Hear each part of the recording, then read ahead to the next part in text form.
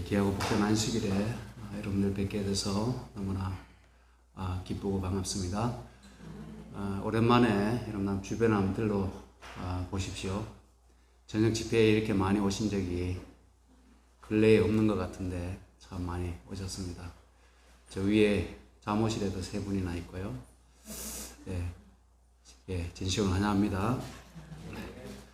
오늘 함께 나눌 말씀은 신명기 23장의 말씀이 되겠습니다. 신명기 23장의 내용은 여호와의 총회에 들지 못하는 자, 여호와의 총회에 들지 못하는 자. 신명기 23장의 말씀을 통해서 하나님께서 어떤 자들을 불쾌히 여기시고 또 가증하게 여기시는지를 엿볼 수 있는 내용이 신명기 23장이 되겠습니다. 이 여호와의 총회라는 말은 구약 성경에 단 한 번 나옵니다. 여호와의 총회. 카할 하엘로힘입니다. 카할 하엘로힘인데 이 여호와의 총회가 무슨 뜻인가? 이게 오늘 좀 중요한 부분이 되겠습니다. 여호와의 총회가 뭘까요? 여호와의 총회.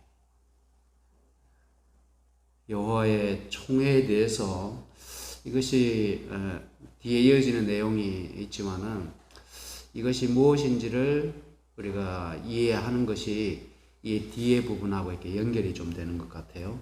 그래서 여호와의 총회가 어떤 의미인지 학자들이 몇 가지 주장을 하고 있는데 우리는 이제 이 성경을 해석할 수밖에 없지 않습니까? 여호와의 총회가 무슨 뜻인가?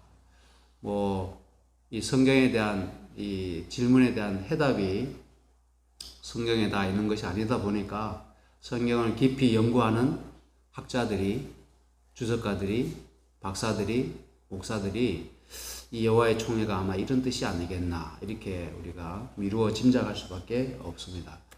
첫 번째 뜻은 이스라엘 공동체에 사는 것, 여호와의 총회에 들지 못하는 자들을 쭉 말씀하는데 이 여호와의 총회에 든다고 하는 것이 무슨 뜻인가? 이스라엘 공동체에 사는 것을 뜻하는 것 같으다. 이렇게 주장하는 사람이 있습니다. 그러면 이스라엘 공동체가 좀 폐쇄적인 것 같습니까? 아니면 개방적인 것 같습니까? 이스라엘 공동체가. 이스라엘 백성들이 함께 사는 곳이 폐쇄적입니까? 개방적입니까? 폐쇄적인 것 같지만은 그래도 어느 정도 개방적입니다. 왜냐하면 출애굽 할 때도 누가 따라 나왔어요? 잡족들이 따라 나왔죠. 근데 완전한 폐쇄적인 집단이라고 하면 그들을 어떻게 해야 됩니까? 용납하지 않아야 되는데 받아들이는 것을 보게 됩니다. 그래서 아마 여호와의 총회가 이스라엘 공동체에 사는 것을 뜻해서 이스라엘 공동체에 이러한 사람들은 살지 못한다 이런 뜻인 것 같다 이렇게 생각하는 사람도 있고, 두 번째는 여호와의 총회에 들지 못한다는 의미가 이스라엘 백성과 결혼하는 것을 뜻하는 것 같다 이렇게 주장하는 사람이 있습니다. 그래서 이스라엘 사람들은 이스라엘 남자하고 이스라엘 외국인 여자가 결혼했어요. 그러면 거기에서 자녀들이 태어날 텐데 그 자녀들이 아버지가 이스라엘인이니까 자녀가 엄마가 외국인이라 할지라도 이스라엘 사람이 될 것 같지만은 실제로는 엄마가 이스라엘 사람이면 자녀들은 이스라엘 사람으로 받아들입니다. 근데 아버지가 이스라엘 사람일 경우에 엄마가 아닐 경우에는 이스라엘 사람으로 받아들이지 않는다고 얘기를 들었습니다. 왜냐하면 그만큼 엄마의 교육이 중요하기 때문에 그렇습니다. 어린 시절 모세의 어머니 누굽니까? 요게벳이 유모로서 그 모세를 키웠잖아요. 그가 나중에 12살이 되어서 애굽의 궁정에 들어가서 40년을 살아도 모세는 그의 뿌리 박힌 철저한 유대인으로 그의 정체성을 가지고 있지 않았습니까? 엄마의 교육의 덕분이죠. 그래서 이스라엘 사람들이 백성과 결혼하는 것에 대한 것이다 이렇게 믿고 있는 사람들이 있고요. 세 번째로는 이스라엘 백성으로서 기화하는 것을 뜻한다. 이스라엘의 국적을 취득하는 것을 의미한다라고 생각하는 사람이 있습니다. 네 번째는 이스라엘 공동체나 회합에서 직책을 맡는 것.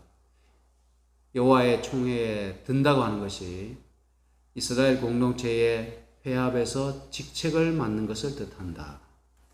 마지막으로 다섯 번째는 이스라엘이 하나님께 드리는 예배나 거국적인 공식 집회에 참석하는 것을 뜻한다. 이렇게 생각하는 사람이 있습니다.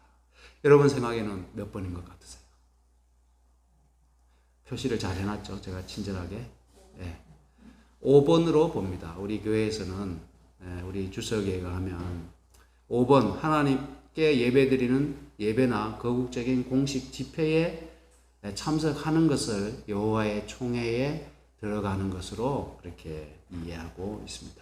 자, 그러면 누가 여호와의 총회에 들어오지 못하는가? 첫 번째입니다. 조금 여러분들이 이해하시고 들으시면 좋겠습니다. 1절은 신랑이 상한 자나 신을 베인 자는 여호와의 총회에 들어오지 못하리라. 말씀합니다. 첫 번째로 총회에 들어오지 못하는 사람이 여기서 신랑이 뭔가 하면 고한입니다. 고한. 남자의 생식기죠. 고한이 상한 자나 음경. 그 음경이 배인자. 배인자는 뭔가 하면 베어버린 자를 얘기하겠죠. 그러면 이런 사람은 여호와의 총회에 들어오지 못하리라 이렇게 말씀했는데 그 여호와의 총회에 참석할 때 손이 잘렸다든지, 그 다음에 다리가 없다든지, 이렇게 하면 겉으로 잘 드러나서, 총회에 참석하는 데 있어서 그것이 잘 구분이 되지만은, 이러한, 고환이나 신이 상한 자가 의복을 입었기 때문에 잘 표시가 나지 않거든요. 근데 왜 하나님께서 첫 번째로 여호와의 총회에 들지 못하는 자, 첫 번째로 이야기한 것이 고환이 상한 자나 음경을 베인 자를 얘기했을까? 여자들은 상관이 없습니다. 남자들입니다. 자, 그래서 이 부분을 참 우리가 성경의 전체적인 사상이나 또 하나님의 공의에 맞게 잘 해석을 해야 되는데 저는 이 해석이 맞는 것 같습니다. 이러한 사람들은 단순히 고자가 아닙니다. 단순한 고자. 근데 성경에 보면 느헤미야나 다니엘 같은 경우에 왕의 궁궐에 있었습니다. 왕의 측근으로. 그럼 그때 당시에 왕의 가까이에 있는 자들은 다 어떻게 했는가 하면 거세를 시켰습니다. 환관. 넷이라 그러죠. 왜 그런가 하면 왕이 오직 그 궁녀들이나 궁궐에 있는 여자들은 오직 왕의 소유이기 때문에 혹시 그런 사고가 나지 않도록 하기 위해서 왕에 가까이 일하는 사람들은 환관이라고 부릅니다. 중국에도 환관 넷이가 많았죠. 그래서 아마도 다니엘도 그런 계급이었기 때문에 환관이 아니었을까 이제 그렇게 생각하는 사람들이 많이 있습니다. 느헤미야도 술 맡은 간원이잖아요. 항상 왕에게 나아가는 사람이기 때문에 그 역시 환관이 아니었겠나. 그렇다고 하면 다니엘과 느헤미야도 여호와의 총회에 들어오지 못하리라. 이게 성립이 됩니까? 안 됩니까? 참 어려운 문제잖아요. 그죠? 자, 그러면 이것을 학자들이 연구하고 깊이 그 시대를 들여다보면서 이 사람들이 단순히 그런 차원의 사람들이 아니라 그 가나안의 종교가 여신들이 많았잖아요. 이세벨이나 아스다롯, 그 다음에 아낫, 그 다음에 다이애나 로마 이쪽에 이렇게 넘어가면서 그렇게 되는데 이러한 여신들에게 충성을 맹세하는 즉 남성들이 그 여신에게 충성을 맹세하는 표시로 이런 자기의 음경이나 고안을 배웠다고 그럽니다. 왜냐하면 여신이니까. 그래서 마치 야쿠자가 그 조직에 대한 충성의 표시로 손가락을 어떻게 합니까? 이 새끼손가락으로 한마디 자르잖아요. 그죠? 자르는 게 그 표시였던 것처럼 그 가나안의 여신들에게 대한 충성의 표로서 남자들이 그런 행위를 했다고 합니다. 그럼 이 사람들은 다 뭐예요? 신랑이 상한 자나 음경을 배인 자는 그 우상 숭배자들입니다. 아주 골수 숭배자들입니다. 하나님께 언약의 표시로서 하나님께서는 이스라엘 백성들에게 뭘 요구하셨습니까? 할례를 요구하셨죠. 그죠? 근데 할례는 여기서 신을 배인 자 그런 의미가 아니고 어떤 내시에 준하는 그런 거세 그러한 정도의 어떤 그러한 불구들은 여호와의 총회에 들어오지 못할 것이라 말씀하셨습니다.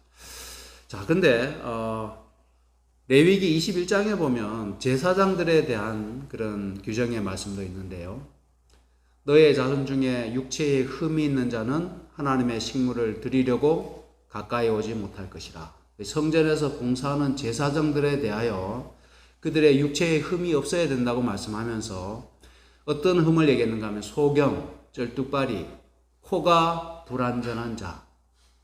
코가 불완전하다는 게 뭔지 모르겠어요. 삐뚤어졌다는 것을 의미하는지 모르겠는데요. 그 다음에 지체가 더한 자, 육손이나 발가락이 6개나 이런 지체가 더한 자나 발 부러진 자나 손이 부러진 자나 곱사등이나 난장이나 눈에 백막이 있는 자, 백내장이겠죠. 그죠? 백내장이 끼어가지고 눈에 백막이 있는 자나 계혈병이나 버짐이 있는 자나 고안이 상한 자나.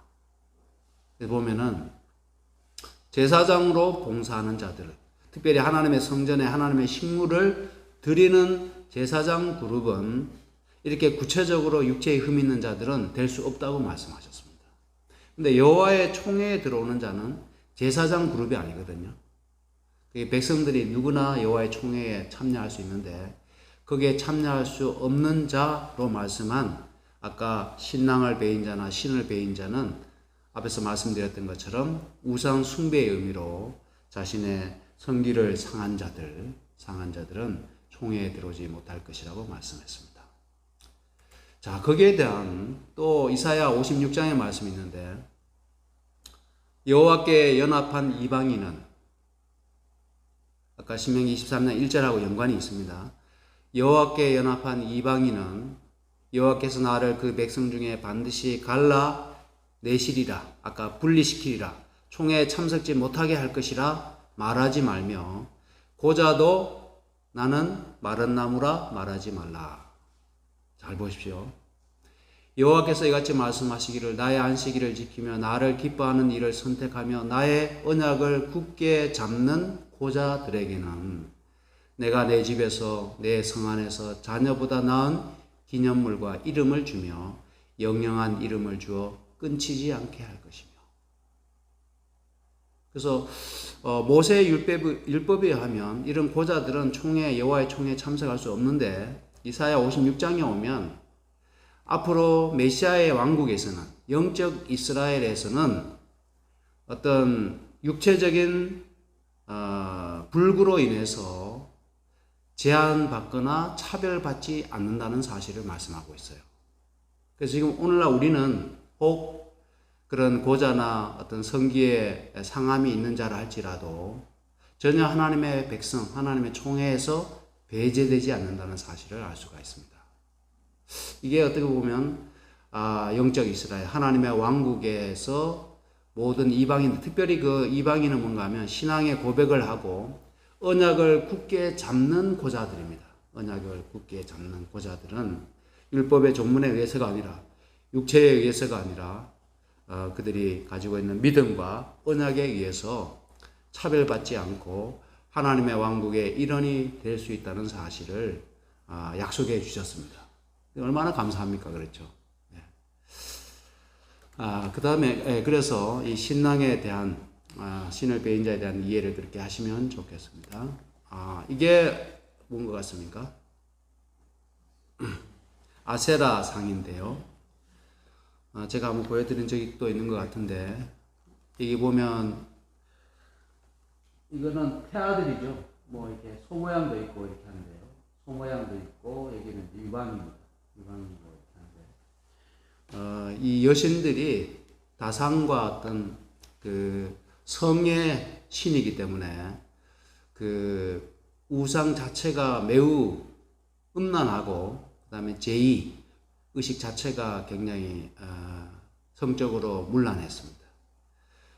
그러한 가운데서 그 제사에 참여했던 남자들이 하나님의 성회에 들어오지 못하도록 하나님이 막으셨다는 겁니다. 왜냐하면 그들이 들어오게 되면 우상 숭배에 대한 그런 악습들이 여호와의 성회에 침투할 수 있기 때문에, 전염이 될 수 있기 때문에 그들을 배제시켰다는 사실을 알 수가 있습니다. 그다음 두 번째로 총회에 들어오지 못하는 자는 사생자입니다. 사생자는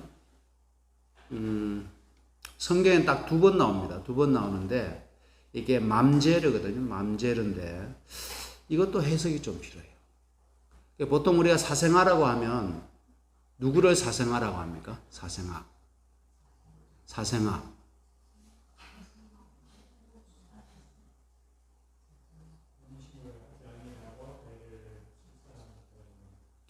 혼인 안 하고 낳은 그런 의미도 있죠.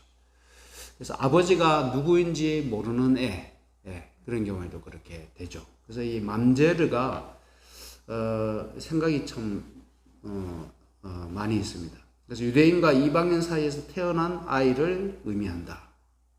또 신전의 여사제가 우상에게 제의 중에 난잡한 집단 선교를 통해 낳은 아이를 가리킨다. 그래서 그 아까 여신들 신전에는 여사제들이 있었잖아요. 여사제들이 있었는데 그 여사제들이 우상에게 예배하는 그런 의식으로 집단 난교를 했잖아요. 집단 난교를 했는데 그 집단 난교를 통해서 임신한 아이가 누구의 신지를 모르는 겁니다. 그래서 그러한 경우에 사생자, 맘제르라고 얘기했다. 이렇게 해석하는 사람도 있고, 그 다음에 근친 상간에 의해 태어난 자를 맘제르라고 한다. 하여튼 이렇게 해석을 하는데, 우리가 전체적인 의미는 뭔가 하면 비합법적인 결혼이나 또 불법적인 성관계로 인해서 태어난 모든 자를 의미한다고 보면 되겠습니다. 그러니까 정식적인 결혼에 의해서 정상적으로 태어난 아이가 아니라 어떤 우상 숭배를 통해서 태어난 아이든 아니면 뭐 불법적인 정상적이지 못한 그런 관계를 통해서 태어난 사람을 사생자라고 한다. 이렇게 이해를 하면 좋겠습니다. 그래서 하나님께서는 여호와의 총회에 들어오지 못하는 자들을, 어떤 자들을 막으셨는지를 우리가 이해하면 될 것 같습니다. 그래서 이 사생자는 그 자신이 어떤 선택이나, 자신은 죄가 없지만은 그 열매 자체가 그 어떻게 보면 어떻게 그가 만들어졌는지, 그가 태어나게 되었는지를 보시면서 그들이 여호와의 총회에 들지 못할 것을 말씀하셨는데 10대까지라도 여호와의 총회에 들어오지 못하리라. 세대가 1대, 2대, 3대 해가지고 10대까지라도, 그 얘기는 뭔가 하면 영원히 여호와의 성회에 들어오지 못할 것이라고 말씀하셨습니다. 자, 세 번째는 암몬 사람과 모압 사람이 여호와의 총회에 들어오지 못할 것이라고 말씀했는데요. 암몬 사람과 모압 사람은 조상이 누굽니까? 암몬 사람, 모압 사람. 롯의 딸이잖아요, 그죠? 롯의 딸이 근친상간으로 낳은 자식들이 암몬, 모압이 아닙니까? 근데 이들이 여호와의 총회에 들어오지 못할 것이라고 말씀했어요. 지금 이스라엘을 이루고 있는 민족은 아브라함과, 그렇죠? 아브라함의 자손들이잖아요. 근데 롯의 자손들은 여호와의 총회에 들어오지 못할 것이라고 말씀했습니다. 그 원인을 말씀하고 있는데, 그때 애굽에서 나올 때 이스라엘 백성들에게 떡과 물로서 영접지 아니하고 특별히 어떤 사건을 말씀하는가 하면 발락이 발람에게 뇌물을 주어서 그들을 어떻게 했습니까? 저주했어요. 저주하고 그들로 하여금 시험에 빠지도록 덫을 놓았습니다.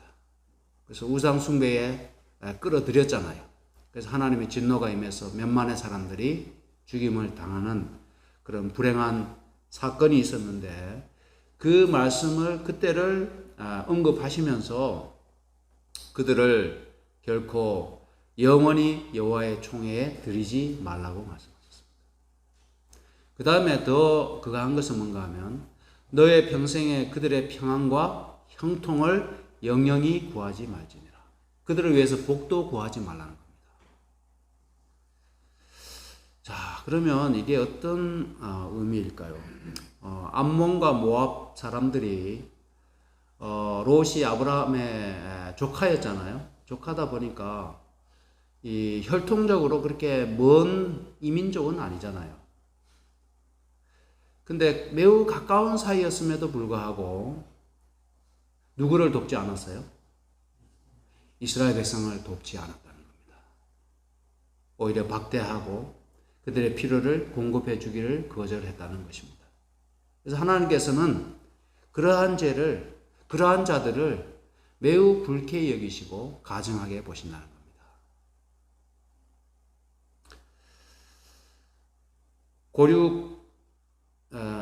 우리의 고륙을 피하여 숨지 말라고 했잖아요. 그죠?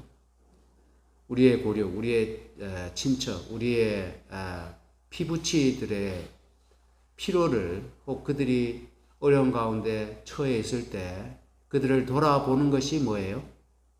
하나님께서 우리에게 요구하시는 공의 혹은 정의, 그것이 의라는 사실을, 경건이라는 사실을 우리가 깨달아야 되겠습니다. 그래서 하나님께서 암몬 사람과 모압 사람이 이스라엘 백성들을 박대하는 것을 보고 하나님이 매우 진노하셨고, 특별히 그들을 저주하기 위해서 발람을 고용해서 몇 번의 시도를 반복하는 것을 보면서 하나님께서는 그들을 영원히 어떻게 보면 포기하셨다는 겁니다. 저렇게까지 악랄하게, 저렇게까지 자기의 피를 나눈 형제를 저주하는 자들을 하나님께서 총회에 받아들이시지 않겠다는 겁니다. 오늘 우리에게 적용시켜 볼 수 있는 교훈이 있습니까?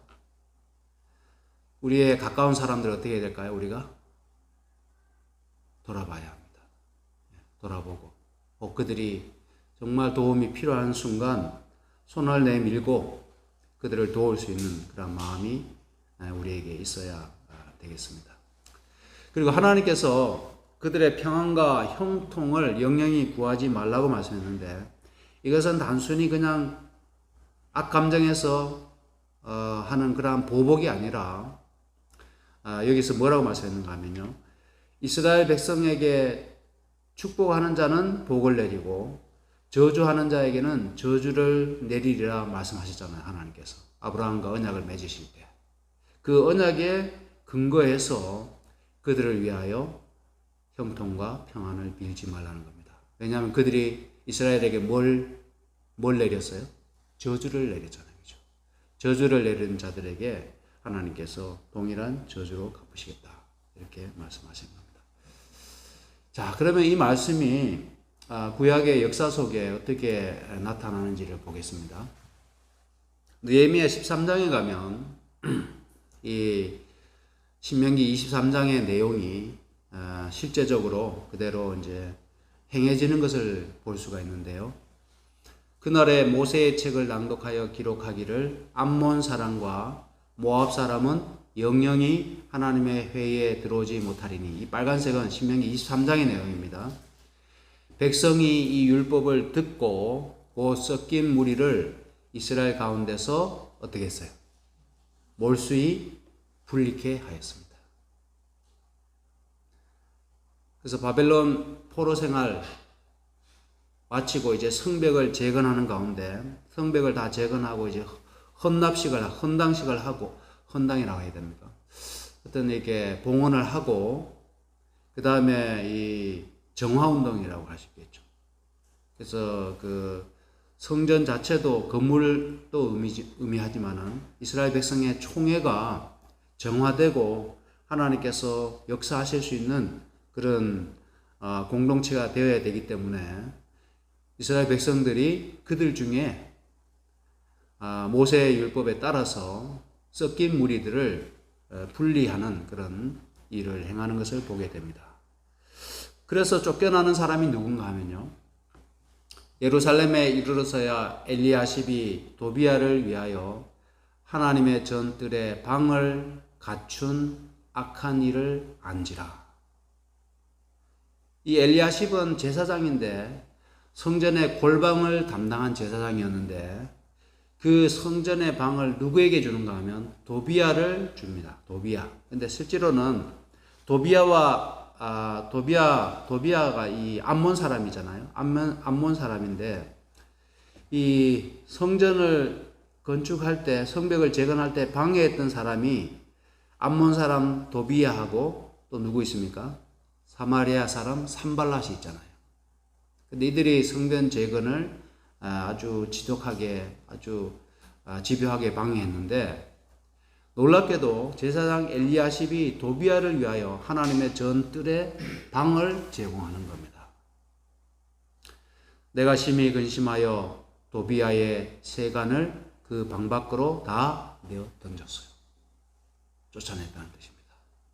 그래서 암몬 사람이 여호와의 총회에 들어오지 못하리라 하나님이 말씀하셨는데, 이 부패한 제사장이 암몬 사람 도비야에게 성전의 한 방을 버젓이 내어 준 겁니다. 자, 그래서 여호와의 총회는 언약의 공동체로서 백성들의 모임이라고도 볼 수 있겠고요, 성전을 수행하기 위해 모인 백성들의 집합, 거룩한 하나님의 전쟁을 수행하기 위해 모인 백성들의 집합이라고도 할 수 있고, 하나님께 제사 드리기 위해 모인 제의적 의미의 회중을 뜻하기도 합니다. 여호와의 총회가 이런 언약의 공동체로서의 백성, 또 성전을 수행하기 위한 백성들의 모임, 집단, 또 하나님께 제사 드리기 위해 제의적 의미에서의 회중, 이것을 여호와의 총회로 볼 수 있을 것이다, 이렇게 정리가 되어 있습니다. 자, 7절, 8절 가면 저는 이 말씀이 가장 이해가 좀 잘 안 됐습니다. 너는 에돔 사람을 미워하지 말라. 그는 너의 형제니라. 자, 그러면 에돔 사람은 이스라엘 백성들이 출애굽할 때 이스라엘 백성들을 도와줬나요? 아니면 그들이 돕지 않았나요? 에돔 사람도 안 도와줬습니다. 예. 그래서 민수기 20장에 보면 물을 마시면 물도 사 먹겠고 우리에게 길을 좀 열어주라고 이렇게 신신당부하는데 오히려 길을 막아버리고 어쩔 수 없이 돌아가는 그런 장면을 우리가 볼 수가 있습니다. 그래서 아까 암몬이나 모압처럼 에돔 사람은 어떻게 보면 누구의 자손입니까? 에돔 사람은 에서의 자손이잖아요. 그러니까 아브라함, 롯이 이렇게 갈라졌고, 그 다음에 이삭과 누구예요? 야곱과 에서잖아요. 그죠? 야곱과 에서인데 이삭의 아들이 에서잖아요. 그죠? 그래서 아브라함, 이삭, 야곱 요대에서 갈라졌으니까 실제로는 암몬이나 모압보다 에돔 사람이 이스라엘 백성하고 더 가깝습니다. 더 가까운 친족입니다. 근데 이 에돔 사람들이 마찬가지로 이스라엘 백성들을 전혀 돕지 않고 오히려 방해하고 그렇게 했거든요. 근데 너는 에돔 사람을 미워하지 말라. 그는 너의 형제니라. 이렇게 말씀하는 거예요. 그러면서 말씀하시기를 그들의 3대 후 자손은 여호와의 총회에 들어올 수 있느니라. 이렇게 말씀하셨어요. 자, 그래서 이것을 참 이해하기가 쉽지 않은데요. 주변에서 가장 가까운 형제 국가였기 때문에 악을 악으로 갚지 말고 그냥 용서하고 받아들이라. 여호와의 총회에 받아들이라. 그렇게밖에 이해가 안 되는 것 같습니다. 왜 에돔 사람에 대해서 하나님께서 이토록 간대하게 말씀하시고 아까 암몬과 모압 자손은 그렇게 영영이 총회에 들지 못할 것이라 말씀했는지 성경에 나오는 그 사건들로만 가지고는 이해하는 데 좀 한계가 있는 것 같고, 한 가지 말씀드릴 수 있는 것은 이 에돔 집단이, 에돔 민족이, 에돔 족속이 그나마 이스라엘 족속과 가장 가까운 족속이기 때문에 그들이 잘못이 있지만은 그래도 그들을 여호와의 총회에 들어올 수 있도록, 단 즉시가 아니라 3대 후에 여호와의 총회에 들어올 수 있도록 하라, 이렇게 하나님 말씀하십니다. 뭐 우리 잘 이해되지 않지만은 하나님께서 그렇게 허락하시니까 그렇게 들어올 수 있는 권리가 생긴 겁니다. 자, 이제 정리를 좀 해보겠습니다. 여호와의 총회는 스스로 제사장직의 성격에 미달한 자들을 제외시킴으로써 그 제사장적 거룩성을 보존해야 했다. 자격 미달자의 성격으로는 신체적 조건, 아까 남자의 성기 있잖아요. 신체적 조건, 그 다음에 윤리적 조건은 아까 사생자, 윤리적 조건, 역사적 조건, 아까 암몬, 모압, 에돔 족속, 이런 역사적 조건들이 고려되었다, 이렇게 나와 있습니다. 그래서 여호와의 총회에 들지 못하는 자들이 신체적 결격 사유가 있고, 또 윤리적 결격 사유가 있고, 역사적 결격 사유가 있을 때 스스로 자격을 미달한 자들은 여호와의 총회에 들어가지 못할 것이라, 이렇게 말씀하셨습니다. 자, 이제 두 번째 파트는 이제 진의 부정과 거룩에 대해서 말씀하는데, 너희 중에 누가 밤에 몽설함으로 부정하거든 진 밖으로 나가고 진 안에 들어오지 아니하다가 해질 때에 목욕하고 해진 후에 진에 들어올지니라, 이렇게 말씀하셨어요. 몽설에 대한 부분. 그 다음에 진 밖에 변소를 베풀고 작은 삽을 들고 그 다음에 볼일을 보고 볼일을 볼 때 땅을 팔 것이요 몸을 돌이켜 그 배설물을 덮을지니, 이렇게 말씀하셨어요. 구체적으로. 그래서 이 부분은 하나님이 왜 이렇게까지 하시는가, 그 이유가 나와 있습니다. 이는 너희 하나님 여호와께서 너를 구원하시려고 적군을 너에게 붙이시려고 너의 진 중에 행하심이라. 그러므로 너의 진을 거룩히 하라. 그래서 하나님께서는 우리를 구원하시고 그 다음에 원수들과의 싸움에서 우리를 승리케 하시고자 진중에 함께 하시는데, 대신에 그 진이 부정으로부터 항상 청결하고 거룩을 유지해야 한다는 조건이 있다는 겁니다. 우리나라는 옛날부터 길에 볼일을 봤습니까? 아니면은 화장실을 구별했을 것 같습니까? 유럽의 유명한 도시들, 파리나 런던 같은 경우에도 불과 얼마 전까지, 18세기, 불과 얼마 전까지 거리에 인분이 널려 있었다 그래요. 그래서 여자들 하이힐이 왜 생겨났는가? 어떤 패션이나 어떤 그 아름다움을 추구하기 위해서 생겨난 게 아니라 그 거리가 하도 더러워가지고 거기서 생겨났다 그러고, 또 남자들 모자 창이 큰 이유는 2층 집에서 볼일을 보고 그냥 길거리로 던졌기 때문에 그 자기를 보호하기 위해서 모자 창이 크게 되었다, 이렇게도 얘기합니다. 그 정도로 이 사람들이 위생관념을 오늘날처럼 갖게 된 것은 불과 얼마 되지 않았다는 겁니다. 우리나라 한양에도 서양 선교사들이 와서 보니까 냄새가 진동했다 그래요. 그래도 한국 사람들은 서양 사람들처럼 그렇게는 아닌 것 같습니다. 똥 푸는 사람도 있었잖아요. 똥찌개지고.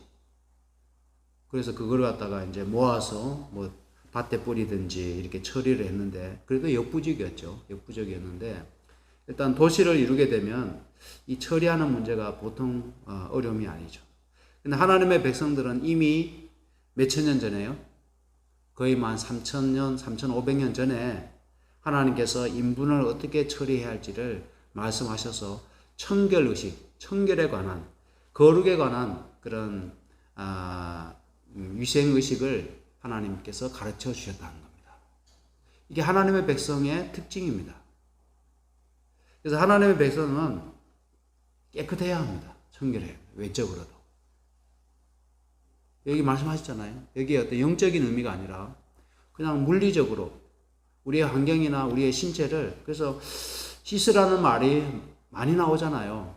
광야 생활하는데 물이 귀한데도 옷을 빨고 하나님께서 임하실 때 제3일에 몸을 씻고 이렇게 나오라고 하나님 말씀하시고 이렇게 하는 것으로 봐서 하나님께서는 청결, 성결한 것을 얼마나 좋아하시는지, 또 부정한 것을 얼마나 싫어하시는지를 우리가 알 수 있는 부분인 것 같습니다. 자, 조금만 더 하겠습니다. 그 다음에 사람의 욕심, 이기심에 대한 정결입니다. 그래서 종이 도망을 쳤는데 주인의 학대로부터 도망을 쳤거든 그를 주인에게 바로 돌리지 말고 너와 함께 거하게 하고 그를 압제하지 말라. 그래서 그 어떤 이기심과 욕심에 의해서 한 그 종의 생명까지도 그렇게 소중히 여기라고 이렇게 말씀하시고요. 그 다음에 이스라엘 여자 중에 창기가 있지 못할 것이요 이스라엘 남자 중에 미동이 있지 못할지니. 그래서 몸을 파는 사람들이 이스라엘 백성 중에 있게 하지 말라. 네. 그때 당시에 가나안에는 이 창기들이 많았다는 뜻이잖아요. 그래서 누굽니까? 유다도 그 나라의 풍습대로 자기 며느리가 뭐 하는 여자인 줄 알았어요? 몸 파는 여자인 줄 알았잖아요. 그런 것처럼 이스라엘 백성 안에서는 이런 창기나 남자 몸 파는 사람, 미동이 있지 못할지니 이렇게 말씀하시고, 그다음 그들이 번 돈은 개 같은 자의 소득은, 욕한 거 아닙니다, 제가. 여기 나오는 그대로 읽었습니다. 개 같은 자의 소득은 여호와의 전에 뭐 하지 말라고요? 갖고 오지 말라. 미국에서 우리 교인 중에 한 사람이 미국인 교인인데 로또에 당첨이 됐대요. 큰 복권에 당첨이 됐다고 합니다. 그래서 그에게 11조를 교회에 가져왔다고요. 근데 그 11금을 받았을까요? 안 받았을까요? 그에게 11조입니다. 그 교회의 1년치 이상의 전교인의 11조 합쳐도 거기 될까 말까 할 정도로 그에게 11조입니다. 로또 당첨됐다고 그래도 11조부터 구별을 했어요. 그 교회에서 목사님이 그 내신 분을 따로 만나서 미안하지만 우리가 이것을 하나님의 전에 드릴 수 없습니다 라고 이렇게 반려했다 그래요. 왜냐하면 그 돈은 노력을 해서 번 돈이 아니라 그 어떻게 보면 복권의 돈이 무슨 돈입니까? 상금이. 복권을 구입한 사람들의 돈이잖아요. 근데 그 복권을 구입한 사람들은 다 뭔가 좀 요행을 바라고 가난한 사람들이 이렇게 낸 돈 아닙니까? 근데 그것을 노력하지 않고 불로소득으로 어떤 투기심으로 그렇게 번 돈이기 때문에, 번 돈이 아니라 요행으로 얻은 돈이기 때문에 하나님의 11조로 구별하기에 떳떳하지 못하다라고 하는 겁니다. 근데 한편으로 미국에 있는 우리 한인 재림 교인이 또 당첨이 됐대요. 여러분들 로또에 관심이 있으면 미국 가서 사시기 바랍니다. 교인이 한국 사람도 당첨이 됐대요. 근데 그 교회가 세를 살고 있었다네요. 세를 살고 있었는데 이분이 로또 당첨되자마자 교회 건물을 하나 사가지고 교회에다가 헌당을 했대요. 근데 우리 한인 교회에서는 그것을 받았을까요? 안 받았을까요? 한인 교회에서는 받았다네요. 우리 한국 사람들이 좀 융통성이 있는 것 같아요. 예? 예. 참 모르겠어요. 이게 그래서 이 성경에는 뭐 그때 당시에 복권이나 뭐 로또나 이런 개념이 없잖아요. 성경에는 언급이 없는데 개 같은 자의 소득인지 개 같은 자의 소득인지 로또가 참 이게 고민입니다. 이 생각이. 그리고 주식으로 번 돈의 11조는 어떻게 될까요? 11조로 구별해야 될까요? 말아야 될까요? 참 오늘날 이런 문제가 한두 문제가 아닙니다. 사회가 굉장히 이 성경 시대하고는 너무나 이렇게 달라지고 많은 일들이 있기 때문에 이것을 성경의 원칙을 적용하는 게 쉽지 않은데 주식도 자본주의 사회에서 이게 주식이 불법입니까? 합법입니까? 합법이죠. 합법인데 제가 했던 그 미시간 합회는 한국처럼 목회자 부양료 제도가 없거든요. 그래서 목회자들이 은퇴한 다음에 이제 수입이 없어지고 살아갈 수 있는 방안을 마련해야 되는데, 그래서 가끔씩 목회자 협의회 가면 펀드 매니저를 불러다가 이 투자 전문가를 불러다가 펀드 투자에 대한 강의를 해주더라고요. 근데 저는 뭐 그 참석해도 뭔 말이 뭔지 모르겠더라고요. 저는 사실 주식과 증권의 차이도 모릅니다. 증권은 뭐고 주식은 뭔지 저는 차이를 모르거든요. 근데 그래서 이 주식이나 이런 부분에 소득이 발생했을 때 11조로 구별하는 것이 맞는가? 하여튼 우리 교회의 공식적인 그런 규정은 제가 아직 보지를 못했습니다. 그래서 중요한 것은 뭔가 하면 이렇게 창기나 이런 뭐 술집을 운영해가지고 돈을 벌었다든지 사회 어떻게 보면 필요악일 수도 있는데 사회에 뭐 술집을 운영했다든지 우리가 알잖아요, 그죠? 뭐 남의 돈을 훔쳤다든지 뭐 이렇게 해가지고 11조를 가져오면 절대 그것을 받을 수가 없습니다. 이제 말씀을 거의 마치게 되겠습니다. 19절, 20절은 너의 형제에게 돈을 빌려주거든 이자를 취하지 말라. 이것도 요즘 시대하고 맞습니까? 안 맞습니까? 요즘 돈을 빌려주고 이자를 받는 게 맞습니까? 안 받는 게 맞습니까? 근데 여기에서는 보면 형제라고 하는 것은 우리의 이웃을 의미합니다. 이스라엘 공동체. 그러면 우리 교회 영적 이스라엘 공동체라고도 할 수 있겠죠. 그 돈의 식물의 이식을 낼 만한 것에 이식을 취하지 말라. 그러나 타국인에게 너가 빌려주거든 이자를 말하고요. 취하라. 그래서 이 부분도 형제는 그냥 일상에 필요한 것이 부족해가지고 빌렸을 경우이고, 여기서 말하는 타국인은 상업적인 이익을 얻기 위해서 이윤을 남기기 위한 목적으로 돈을 빌린 사람들이기 때문에 그들에게는 돈을 받으라. 뭐 이렇게 해석을 하는 것을 보았습니다. 그리고 여호와께 서원한 것은 반드시 갚기를 더디하지 말라. 왜냐하면 하나님과의 약속이기 때문에 그렇습니다. 그래서 무릇 자원한 예물은 하나님께 서원한 것이므로 입으로 언약한 대로 행할지니라. 그 다음 24절 25절은 너의 이웃의 포도원에 들어갈 때에 포도를 그냥 따서 먹는 것은 가하지만은 그릇에 담아서 나오지는 말라. 그 다음에 곡식 밭에 들어갈 때에 손으로 이삭을 따먹되 낫을 가지고 베어서 오지는 말라. 이런 규정이 있습니다. 그래서 이웃과 가난한 사람들을 위한 배려의 법률이잖아요. 그죠? 그 배고픈 사람이 포도 몇 개 따먹고 곡식 훑어서 얼마나 배가 고팠으면 그 곡식을 훑어서 먹겠습니까? 그것은 허용하되 대신 남의 밭에 가서 낫으로 막 곡식을 벤다든지 포도를 먹는데 그릇을 가져가서 양동이째 따오거나 그렇게 하지는 말라는 겁니다. 쿠팡에 이 쿠팡이 우리나라에서 유통업계 중에 지금 엄청나게 크고 있잖아요. 근데 쿠팡은 반품을 잘 받아줍니다. 그래서 음식도 많이 안 파는 게 없거든요. 근데 뭐 계란도 심지어 팝니다. 근데 얼마 전에 제가 알고 있는 어떤 사람이 쿠팡에서 계란을 샀는데 뭐 몇 개가 깨어져 있었대요.